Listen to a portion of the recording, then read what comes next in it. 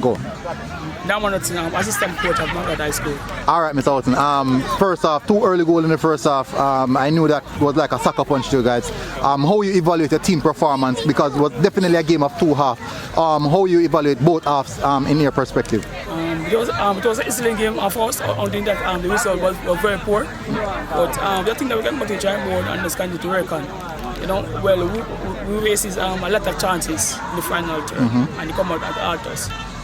In the second half, you guys gained a bit more control of the game. What was the changes, or what did you guys really do to gain that amount of control in the second half? Well, in the second half, we decided we're closing more quicker, and release more quicker. But again, the final third, we're very poor there, the final third. Was it a tactic to come out a bit more aggressive in this game and hard pressing? Because you could clearly see that in the first half. Didn't see much of it in the second half, but was it a tactic to wear down Charlemont in the first half and then to finish off in the second half? We just said it was a tactical move in the second half, said that we'll squeeze them back in near the half, force them to play along. Okay, all right, coach, and a disappointing result, but we'll see you guys again next time, and good luck. Good, no problem.